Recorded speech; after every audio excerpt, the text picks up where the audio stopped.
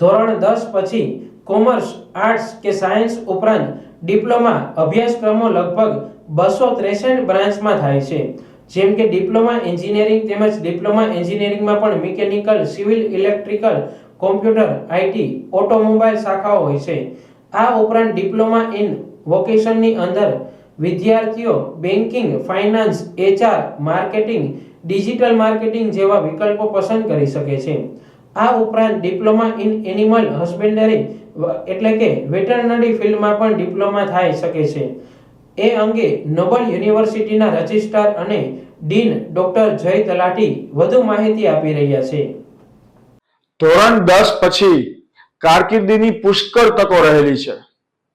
ધોરણ 10 પછી 11-12 commerce, arts કે સાયન્સ, આ ઉપરાંત ડિપ્લોમા અભ્યાસક્રમો લગભગ 263 જેટલી બ્રાન્ચમાં થઈ શકે છે. જેમ કે ડિપ્લોમા એન્જિનિયરિંગ છે.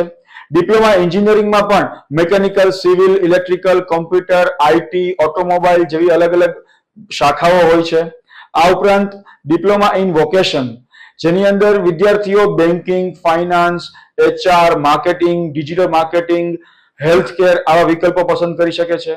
આ ઉપરાંત ડિપ્લોમા એનિમલ હસબન્ડરી એટલે કે વેટરનરીના ફિલ્ડમાં પણ ડિપ્લોમા થઈ શકે છે. ડિપ્લોમા ઇન ડિઝાઇન થાય છે. આવા ઘણા બધા અલગ અલગ વિકલ્પો છે, જેની અલગ અલગ એડમિશન પ્રોસિજર હોય છે. દરેક કોર્સમાં ગવર્મેન્ટ તરફથી અલગ અલગ સ્કોલરશિપ મળતી હોય છે. અલગ અલગ એન્ટ્રન્સ એક્ઝામના આધારે મેરિટ બનતું હોય છે.